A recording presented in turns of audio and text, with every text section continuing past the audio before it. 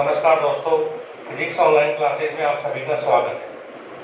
आज हम यहाँ पर कूलॉम का नियम पढ़ेंगे। तो आज हमको यहाँ पर जो पढ़ना है वो टॉपिक कौन सा है बच्चों? कूलॉम का नियम। तो आपको हेडिंग डालनी है कूलॉम का नियम।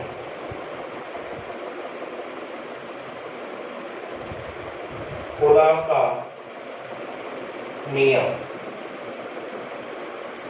तो अपनी आज की जो हेडिंग है वो क्या होगी बच्चों? कूलॉम का नियम होगी। कूलॉम के नियम को समझने से पहले हमें गुरुत्वाकर्षण का जो सार्वत्रिक नियम है जो आपने कक्षा 11 में पढ़ा है उसे थोड़ा सा समझना है। वो आपको याद होगा, गुरुत्वाकर्षण बल का जो मान होता है आप पहले पढ़ चुके हैं। गुरुत्वाकर्षण बल जो होता है ये दो द्रव्यमानों के बीच में लगता है। अगर आपके पास M1 और M2 द्रव्यमान के दो पिंड हैं तो इन दोनों पिंडों के बीच लगने वाला जो गुरुत्वाकर्षण बल होता है वो आप पहले पढ़ चुके हैं। गुरुत्वाकर्षण बल का मान दोनों द्रव्यमानों के गुणनफल के कैसा होता है?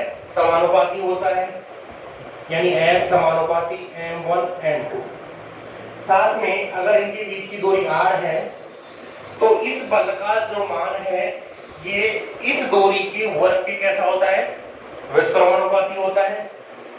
तो F प्रोपोर्शनल टू 1/r², यानी गुरुत्वाकर्षण बल दोनों द्रव्यमानों के गुणनफल के समानुपाती तथा उनके मध्य की दूरी के वर्ग के कैसा होता है बच्चों? व्युत्क्रमानुपाती होता है। यहाँ पहले पढ़ चुके हो। अब यहाँ पर समानुपाती चिन्ह को जब हटाते हैं तो यहाँ पर एक नियतांक आता है कैपिटल G। तो F बराबर कैपिटल G M1 M2/r²। ये यहाँ पर गुरुत्वाकर्षण बल का सूत्र हमको प्राप्त होता है। यहाँ पर ये जो समानुपाती नियतांक है इसे गुरुत्वाकर्षण का सार्वत्रिक नियतांक भी अपन कह सकते हैं। तो ये गुरुत्वाकर्षण बल का सूत्र है। इसी गुरुत्वाकर्षण बल की ही तरह पर अगर अपने पास दो बिंदु आवेश हैं, दो कैसे आवेश है बच्चों? दो अगर बिंदु आवेश हैं तो उन दोनों बिंदु आवेशों के बीच लगने वाला जो स्थिर विद्युत बल होता है उसका मान कौन से नियम से ज्ञात करते हैं? कूलॉम के नियम से यहाँ पर ज्ञात किया जाता है। तो अपने पास दो स्थिर बिंदु आवेश है। पहला आवेश है Q1 और दूसरा आवेश है Q2। ये दो स्थिर बिंदु आवेश हैं। इन दोनों स्थिर बिंदु आवेशों के बीच की जो दूरी है, यानी यहाँ पर इन दोनों के बीच की जो दूरी है उसे अपन मान लेते हैं स्मॉल r है। यानी दोनों बिंदु आवेश Q1 और Q2 स्मॉल r दूरी पर यहाँ पर रखे हुए हैं। अब इन दोनों बिंदु आवेशों के मध्य में जो स्थिर विद्युत बल लगेगा उस स्थिर विद्युत बल का मान आप कौन से नियम से ज्ञात करोगे? कूलॉम के नियम से ज्ञात करोगे। मान लेते हैं कि यहाँ पर लगने वाला जो स्थिर विद्युत बल है वो F है। अब यहाँ पर कूलॉम के नियम से प्राप्त स्थिर विद्युत बल और गुरुत्वाकर्षण जो बल होता है इनमें एक अंतर है, बहुत बड़ा अंतर है। इनमें अंतर क्या है? गुरुत्वाकर्षण का जो बल होता है वो केवल आकर्षण का बल है। पृथ्वी जो है वो किसी भी पिंड को आकर्षित करती है, यानी यहाँ पर प्रतिकर्षण बल नहीं है। जबकि अगर अपने पास दो आवेश हैं और दोनों आवेश एक ही जात के हैं, मान लेते हैं कि दोनों सजातीय आवेश हैं प्लस और प्लस, तो इन दोनों के मध्य में हम जानते हैं कौन सा बल लगता है, पहले पढ़ ही चुके हैं। तो सजातीय आवेशों के मध्य बल कौन सा लगेगा? प्रतिकर्षण का। यहाँ पर जो बल लगता है बच्चों वो लगता है प्रतिकर्षण का। अगर दोनों आवेश अलग अलग जात के हैं, यानी दोनों आवेश कैसे हैं? विजातीय हैं, एक पॉजिटिव है और दूसरा कैसा है? नेगेटिव है, तो इन दोनों आवेशों के मध्य में जो बल लगता है वो कौन सा लगता है बच्चों? आकर्षण का। यहाँ पहले पढ़ चुके हो कि सजातीय आवेशों के मध्य प्रतिकर्षण, जबकि विजातीय आवेशों के बीच जो बल लगता है वो कौन सा होता है बच्चों? वो आकर्षण का होता है। गुरुत्वाकर्षण बल में केवल आकर्षण होता है, जबकि स्थिर विद्युत जो बल है उस स्थिर विद्युत बल में आकर्षण और प्रतिकर्षण दोनों ही प्रकार के बल लगते हैं। अब यहाँ पर दोनों ही बिंदु आवेशों के मध्य लगने वाला जो स्थिर विद्युत बल होगा उसका जो मान होगा, जैसे गुरुत्वाकर्षण में द्रव्यमानों के गुणनफल के समानुपाती होता है, इसी तरह से स्थिर विद्युत बल का जो मान है वो इन दोनों आवेशों के, ये पहला आवेश है और ये दूसरा आवेश है, इन दोनों आवेशों के गुणनफल के कैसा होगा, समानुपाती। यानी यहाँ पर जो स्थिर विद्युत बल है ये Q1 और Q2 के गुणनफल के कैसा हो गया, समानुपाती हो गया। गुरुत्वाकर्षण में गुरुत्वाकर्षण जो बल है ये इन दोनों द्रव्यमानों की दूरी के वर्ग के व्युत्क्रमानुपाती होता है। तो ठीक इसी तरह से स्थिर विद्युत बल का जो मान होगा ये भी इन दोनों आवेशों के, उसमें द्रव्यमान होते हैं, इसमें क्या होते हैं, आवेश होते हैं, यानी इन दोनों आवेशों के बीच की दूरी जो r है इस r के वर्ग के कैसा होगा, व्युत्क्रमानुपाती होगा। इसे अपन समीकरण 1 डाल देंगे और इसे समीकरण 2 डाल देंगे। क्या तक है समझ में? तो कूलाम के नियम से दो स्थिर बिंदु आवेशों के बीच लगने वाला जो स्थिर विद्युत बल होता है, स्थिर विद्युत बल का जो मान है वो दोनों आवेशों के गुणनफल के कैसा होता है, समानुपाती होता है, तथा साथ में उन दोनों आवेशों के बीच की जो दूरी r है इस दूरी r के वर्ग के कैसा होता है, ये व्युत्क्रमानुपाती होता है। और इसी नियम को अपन कौन सा नियम कहते हैं बच्चों, इसी नियम को कूलाम का नियम कहते हैं। तो यहां पर समीकरण 1 2 को समीकरण 1 व 2 से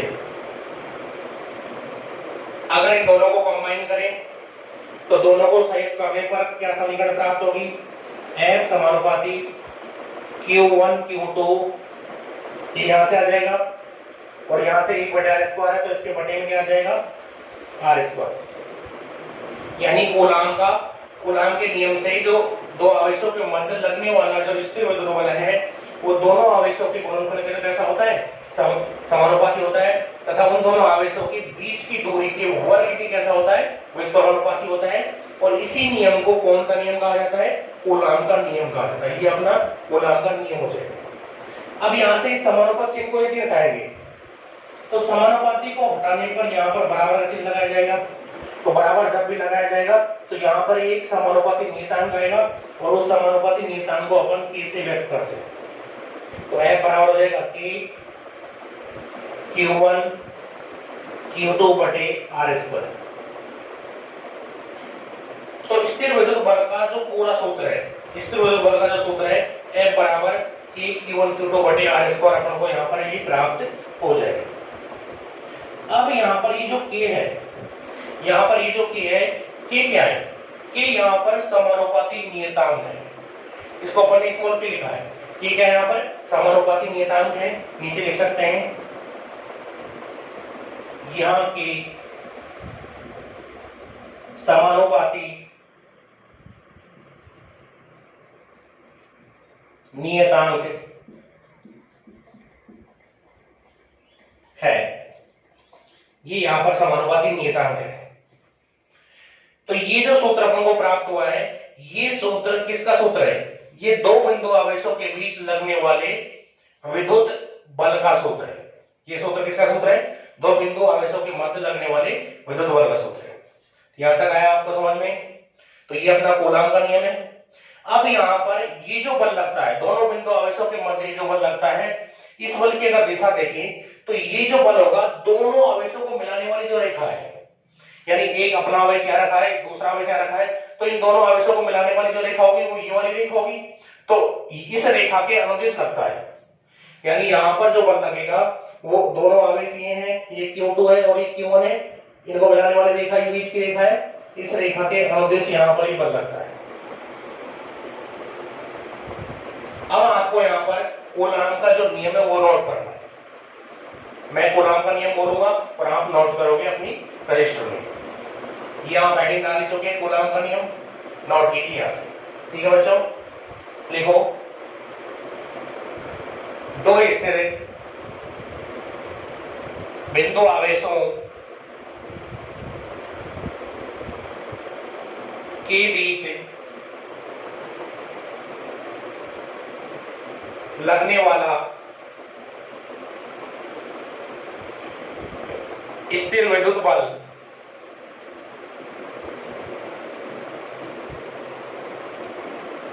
आवेशों के गुणनफल के समानुपाती होता है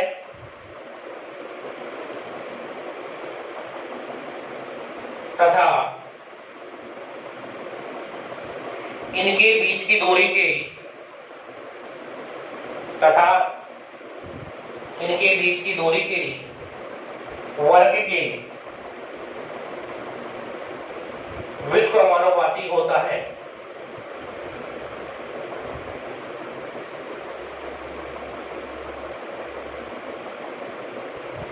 यह बल दोनों आवेशों को मिलाने वाली रेखा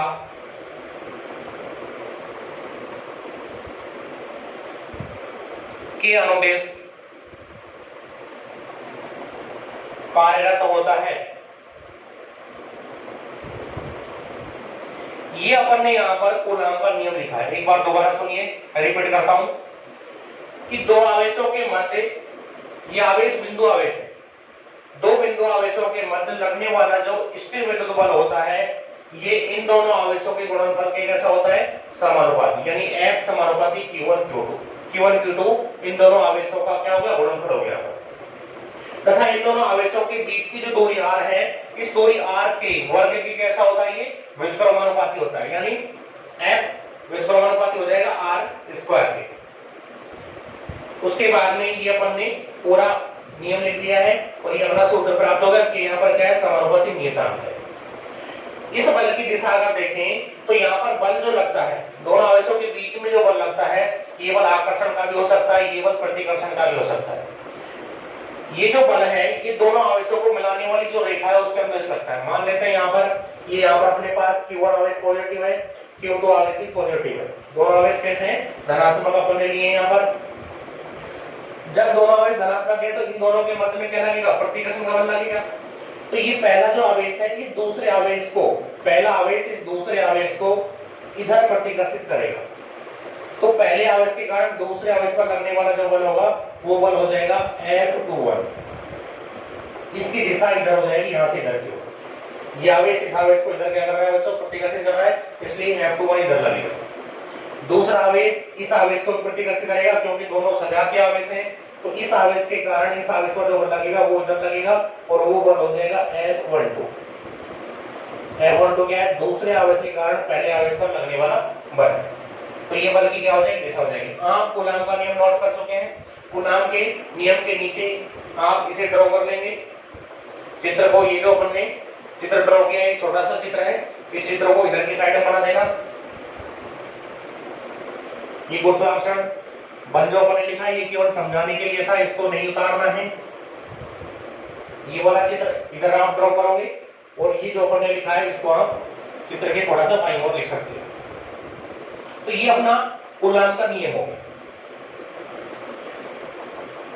अब इसमें अगर ये बल आकर्षण प्रकृति का है, थोड़ा सा केवल आपको समझना है, ध्यान दीजिए।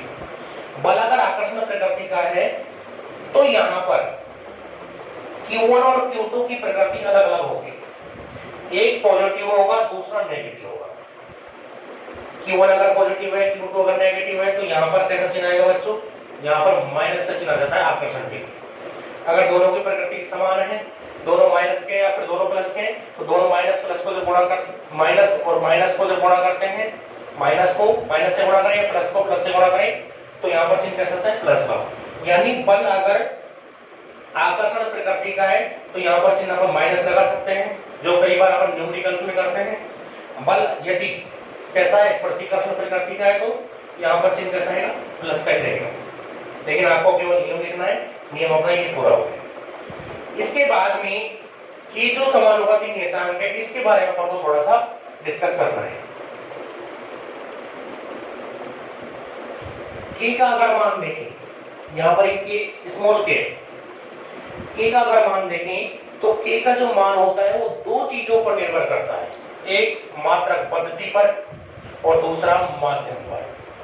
के का मान किन दो चीजों पर डिपेंड करेगा, पहला मात्रक पद्धति पर और दूसरा माध्यम पर। के का मान अगर दो चीजों पर निर्भर करेगा तो बल का मान भी फिर दोनों को इन चीजों पर डिपेंड करेगा। के का जो मान होता है, पहले अगर मात्रक पद्धति के हिसाब से देखें, के का मान 1/4 पाई एप्सिलॉन नॉट होता है। ये यहां पर एप्सिलॉन नॉट है। अब हमको इस एप्सिलॉन नॉट के बारे में समझना है कि एप्सिलॉन नॉट क्या होता है। एप्सिलॉन नॉट को निर्वात की विद्युतशीलता कहते हैं। यहां पर ये जो एप्सिलॉन नॉट है कि निर्वात की विद्युतशीलता है, आप लिख सकते हैं इसके आगे एप्सिलॉन नॉट बराबर निर्वात की विद्युतशीलता। ये निर्वात की विद्युतशीलता है। अब ये निर्वात की विद्युतशीलता क्या होती है? किसी भी दो आवेशों के बीच लगने वाला जो स्थिर विद्युत बल होता है वो निर्वात में कितना प्रभावी होता है उसे कौन दर्शाता है, कौन बताता है? निर्वात की विद्युतशीलता बताती है कि निर्वात के अंदर दो आवेशों के मध्य जो स्थिर विद्युत बल जो लगेगा वो वहां पर कितना प्रभावी होगा, यानी वो उसका प्रभाव वहां पर कितना महसूस किया जाएगा, उसे कौन बताएगा? निर्वात की विद्युतशीलता बताएगी। यानी ये जो निर्वात की विद्युतशीलता है ये उसको कितना परमिशन देगी, बल को उस निर्वात के अंदर कितना परमिशन देगी, तो उसको कौन बताता है? निर्वात की विद्युतशीलता बताती है। इस निर्वात की विद्युतशीलता को अपन परमिटिविटी कहते हैं।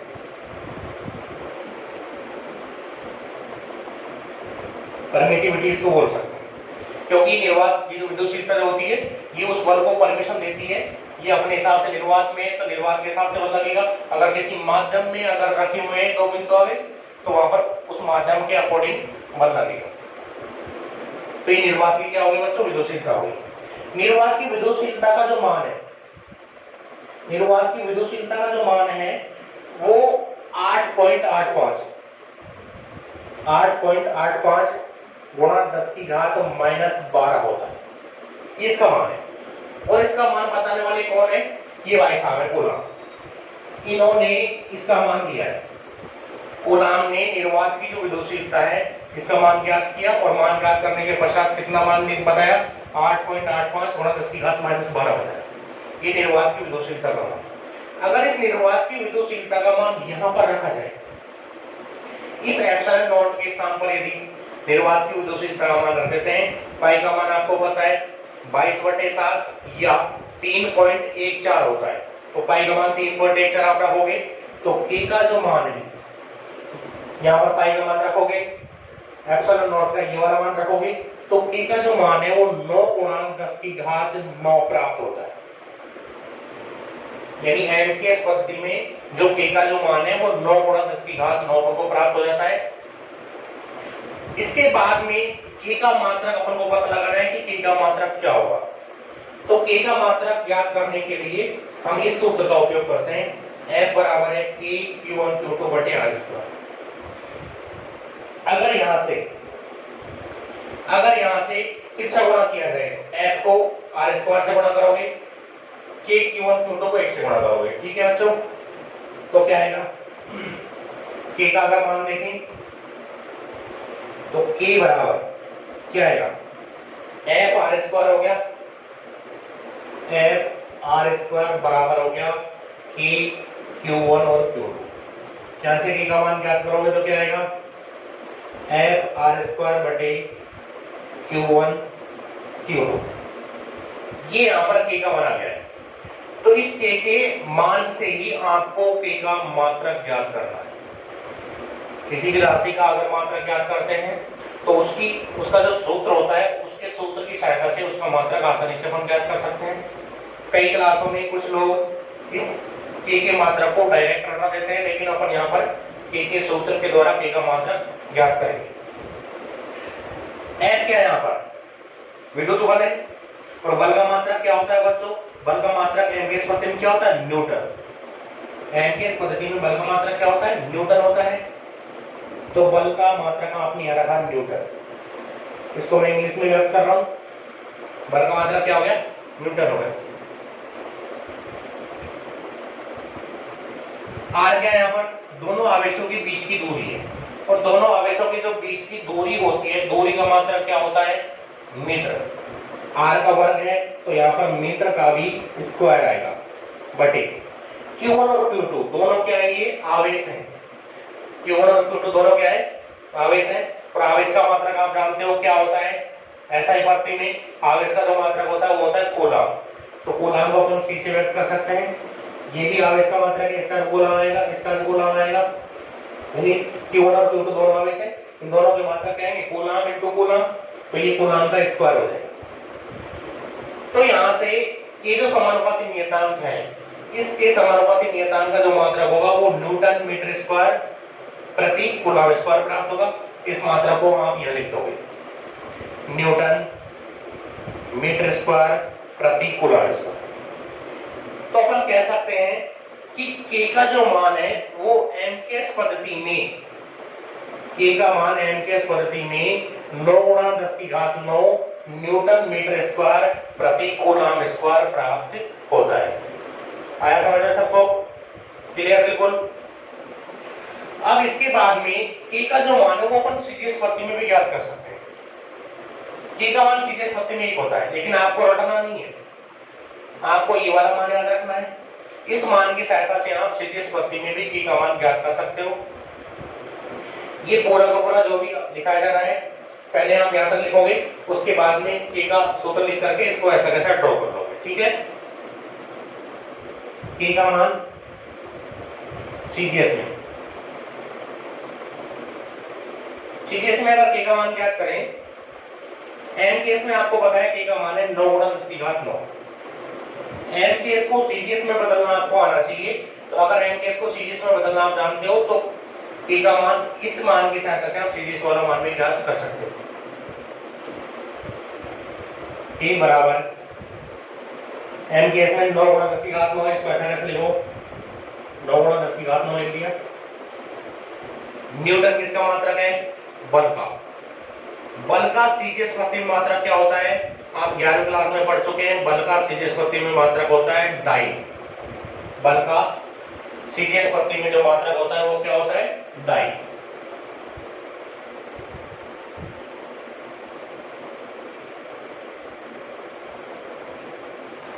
एक न्यूटन जो होता है वो कितने टाइम के बराबर होता है, 1 न्यूटन बराबर होता है 10 की घात 5 डाइन। याद रखना है आपको, 1 न्यूटन किसके बराबर होता है, 10 की घात 5 डाइन के बराबर होता है। तो न्यूटन की जगह पर 10 की घात 5 डाइन रखोगे, गुणा 10 की घात 5 आ गया और डाइन को इधर रख देते। न्यूटन की जगह क्या आ गया, डाइन, ठीक है बच्चों। इसके बाद में क्या है, मीटर स्क्वायर। 1 मीटर के अंदर कितने सेंटीमीटर होते हैं, 100 सेंटीमीटर होते हैं। 1 मीटर बराबर 100 सेंटीमीटर होते हैं, या फिर इसको लिख सकते हैं 10 की घात 2 सेंटीमीटर। तो मीटर की जगह पर आपको 10 की घात 2 सेंटीमीटर रखना है। तो मीटर का स्क्वायर है तो 10 की घात 2 का स्क्वायर करोगे 10 की घात 4 आएगा। मीटर की जगह क्या आ जाएगा, सेंटीमीटर स्क्वायर। ये 9 हो गया और यहां पर ये सेंटीमीटर स्क्वायर हो गया। बटे का चिन्ह ऐसा ऐसा। नीचे है कूलाम स्क्वायर। कूलाम ऐसा ही पद्धति का मात्रक है आवेश का। आवेश का सीजीएस पद्धति में मात्रक अपन पहले पढ़ चुके हैं, आपको याद होना चाहिए। सीजीएस पद्धति में आवेश का जो मात्रक होता है वो होता है बच्चों स्टेट कूलाम। क्या होता है, स्टेट कूलाम होता है। और एक कूलाम कितने स्टेट कूलाम के बराबर होता है, 3 गुणा 10 की घात 9 स्टेट कूलाम होता है। याद रखना है आपको, ठीक है। तो कूलाम की जगह पर 3 गुणा 10 की घात 9 रखोगे। कूलाम को किस में बदल रहे हो, सीजीएस में, तो 3 गुणा 10 की घात 9 स्टेट कूलाम रखना है। तो नीचे सी की जगह क्या आ जाएगा, 3 गुणा 10 की घात 9, सी का स्क्वायर है तो इसका भी स्क्वायर हो जाएगा। कूलाम की जगह पर आ जाएगा स्टेट कूलाम, इसका स्क्वायर। यहां तक आया सबको समझ में, क्लियर हो गया। तो K बराबर, इसको आगे सॉल्व करेंगे, 9 गुणा 10 की घात 9 गुणा, देखो 10 की घात 5 ही है और 4 ही है। यहां पर आधार सामान्य घातें जुड़ जाती है, जानते हो आप पहले से ही। तो 5 और 4 10 की घात 9 हो गई। इसका वर्ग कर रहे हैं तो 3 का वर्ग हो गया 9, 10 की घात 9 का वर्ग करोगे 10 की घात 18। ऊपर मात्रक है डाइन सेंटीमीटर स्क्वायर, बटे में है स्टेट कूलम स्क्वायर। 9 से 9 कट जाएगा, 9 बात यहाँ पर है, 9 ये 18 हो जाएंगी, तो 10,018 से 10,018 कट जाएगा। तो यहाँ से k का मान जो प्राप्त होगा वो 1 प्राप्त हो जाएगा बच्चों। तो यहाँ से अपन को k का मान कितना प्राप्त हो जाएगा, 1 प्राप्त हो जाएगा। तो अपन इस तरह से ज्ञात कर सकते हैं कि सीजीएस पद्धति में जो k का मान होता है वो कितना होता है, 1 होता है। तो ये अपन ने सीजीएस पद्धति में k का जो मान है वो 1 ज्ञात कर लिया है। अब इसके बाद में ये आपको पूरा ऐसा कैसे उतारना है रजिस्टर में, यहां तक उतार लोगे, यहां तक उतारने के बाद में अपन आगे चलेंगे।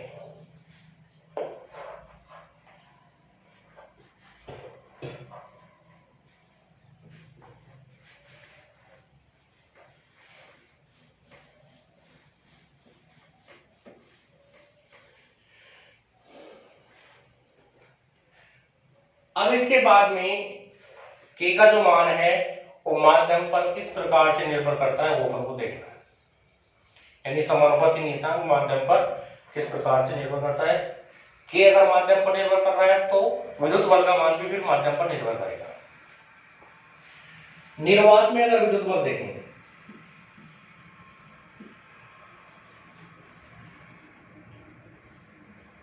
निर्वात में जो विद्युत बल है F निर्वात, इसका जो मान है वो अपन ने सूत्र ड्रॉ किया था, क्या आता है k q1 q2 बटे r स्क्वायर। k का मान क्या होता है, k का मान निर्वात में 1/4πε0। तो k की जगह 1/4πε0 रखा, q1 q2 बटे r स्क्वायर किया। एप्सिलॉन नॉट क्या है, निर्वात की विद्युतशीलता, यानी निर्वात उस विद्युत बल को कितना परमिशन देता है वो इसकी विद्युतशीलता है, उसको व्यक्त करेगी विद्युतशीलता। एप्सिलॉन नॉट है निर्वात की विद्युतशीलता, ये निर्वात की विद्युतशीलता होगी। अब अपन को ये ज्ञात करना है कि अगर निर्वात की जगह पर कोई माध्यम हो तो माध्यम में दोनों बिंदु आवेशों के बीच में कितना बल लगेगा, ये अपन को समझना है। तो जब निर्वात में बल ज्ञात करते हैं तो निर्वात में बल का मान आता है 1/4πε0 q1 q2 बटे r स्क्वायर। किसी माध्यम में अगर बल ज्ञात करेंगे, माध्यम में अगर बल ज्ञात करेंगे m हो जाएगा, m का मतलब यहां पर मीडियम है, बराबर 1/4π, ये ऐसा कैसा है।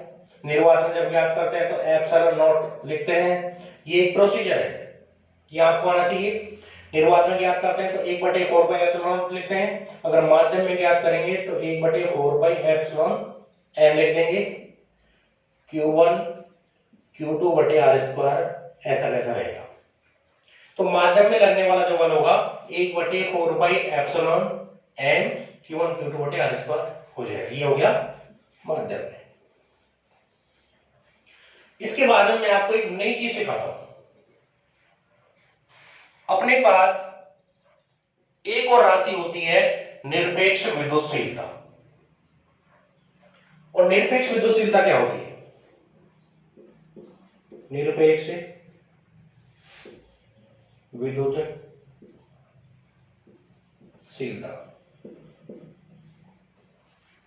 यहां पर ये जो एप्सिलॉन m है ये क्या है,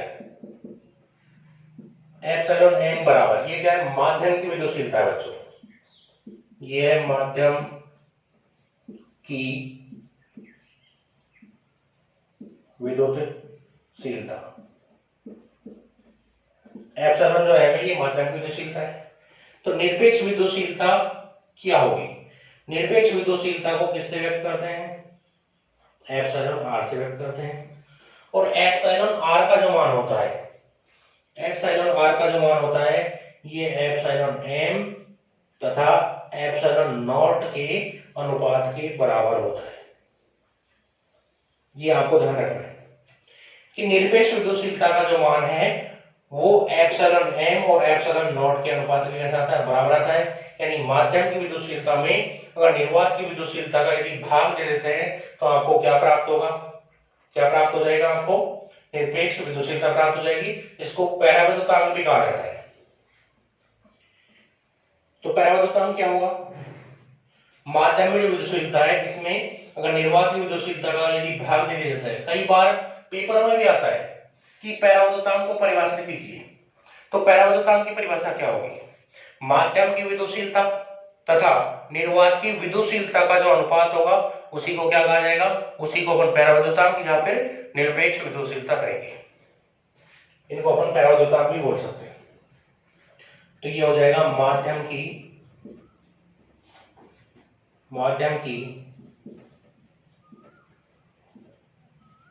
विद्युतशीलता बटे निर्वात की विद्युतशीलता। माध्यम की विद्युतशीलता और निर्वात की विद्युतशीलता का जो अनुपात होगा उसी को क्या कहेंगे, उसी को अपन पराविद्युतांक कहेंगे या फिर निरपेक्ष विद्युतशीलता कहेंगे। यहां से अगर माध्यम की विद्युतशीलता का मान ज्ञात करें तो एप्सिलॉन एम का जब मान ज्ञात करेंगे तो एप्सिलॉन एम बराबर एप्सिलॉन आर को एप्सिलॉन नॉट से गुणा करेंगे तो ये हो जाएगा एप्सिलॉन नॉट गुणा एप्सिलॉन आर। ये माध्यम की विद्युतशीलता होगी। माध्यम की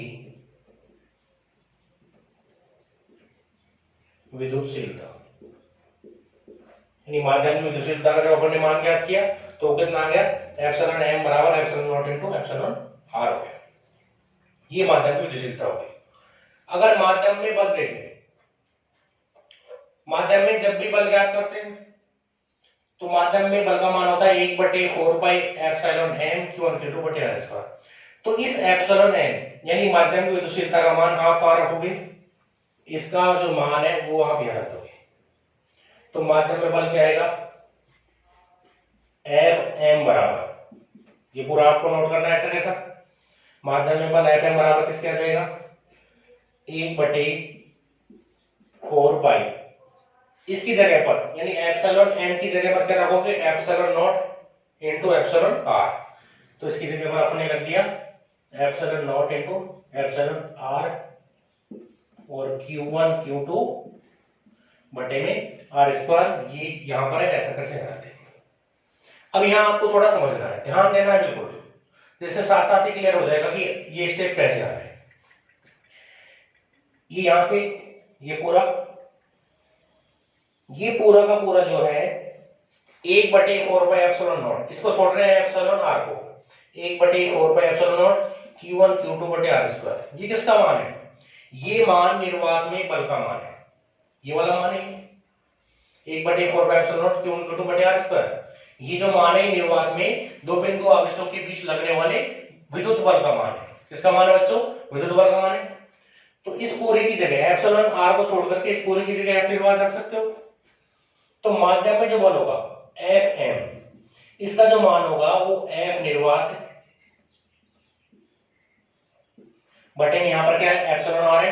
तो एफ निर्वात में अगर एप्सिलॉन आर का यदि भाग दे दिया जाए तो माध्यम में लगने वाला बल आपको प्राप्त हो जाएगा। तो यहां पर माध्यम में बल और निर्वात में जो बल होता है उसमें ये संबंध होता है, यानी माध्यम में लगने वाला जो बल है निर्वात में लगने वाले बल में यदि आपेक्षिक विद्युतशीलता या पराविद्युतांक का यदि भाग दे दिया जाए तो क्या प्राप्त हो जाएगा, आपको माध्यम में लगने वाला बल प्राप्त हो जाएगा। ये आपको ये ऐसा कैसा उतारना है, इसको उतारने के पश्चात आप यहां से ये उतारोगे पूरा, यहां तक आपको रजिस्टर के अंदर ड्रॉ करना है। तो इस तरह से आपने यहां पर समझा होगा कूलाम के नियम को। तो कूलाम का नियम क्या होता है, मैं एक बार और रिपीट कर देता हूं। किन्हीं दो बिंदु आवेशों के बीच लगने वाला स्थिर विद्युत बल का जो मान होता है उन दोनों आवेशों के गुणनफल के समानुपाती होता है तथा उनके बीच की दूरी के वर्ग के कैसा होता है, व्युत्क्रमानुपाती होता है। और ये जो बल लगता है दोनों आवेशों को मिलाने वाले रेखा के अनुदिश लगता है। इसको अपन कौन सा नियम कहते हैं? इसको कूलाम का नियम कहते हैं। उसके बाद में हमने कूलाम के नियम का सूत्र प्रयोग किया था, यह आया था निर्वात के अंदर कूलाम के नियम का सूत्र। फिर कूलाम के नियम के बाद में यहाँ पर के समानुपाती नियतांक का, समानुपाती के नियतांक का मान ज्ञात किया था। एम के स्पर्ति में के का मान आता है 4 यानी 9 × 10⁹ न्यूटन मीटर स्क्वायर प्रति कूलाम स्क्वायर आता है। यहाँ पर एप्सिलॉन नॉट क्या थी? निर्वात की विद्युशीलता थी, जिसका मान ये है। इसमें ये निर्वात की जो विद्युशीलता है एप्सिलॉन नॉट, इसका जो मात्रक होता है, यहाँ पर अपने मात्रक नहीं लिखा है, मात्रक लिख लेते हैं। निर्वात की विद्युशीलता एप्सिलॉन नॉट का जो मात्रक होता है ये के मात्रक का जस्ट अपोजिट होगा, यानी एप्सिलॉन नॉट का जो मात्रक होगा वो के मात्रक का जस्ट क्या होगा? अपोजिट होगा। के का मात्रक क्या होता है? न्यूटन मीटर स्क्वायर प्रति कूलाम स्क्वायर होता है। तो यहां से एप्सिलॉन नॉट का जो मात्रक आएगा ये कूलाम स्क्वायर ऊपर चला जाएगा, न्यूटन मीटर स्क्वायर नीचे आ जाएगा। तो एप्सिलॉन नॉट का मात्रक होगा क्या होगा? कूलाम स्क्वायर प्रति न्यूटन मीटर स्क्वायर। ये भी लिख लेना साथ में, ठीक है बच्चों। तो आज की अपनी ये जो क्लास है कूलाम का जो नियम है वो यहीं पर समाप्त होता है। नेक्स्ट क्लास में हम कूलाम के नियम का सदिश निरूपण पढ़ेंगे। अगर आपको हमारी ये कूलाम के नियम से संबंधित जो वीडियो है कि अगर आपको पसंद आई हो तो आप इस वीडियो को लाइक करें। साथ में अगर आपने हमारा चैनल अभी तक सब्सक्राइब अगर नहीं किया है तो आप हमारे चैनल को सब्सक्राइब करें। धन्यवाद।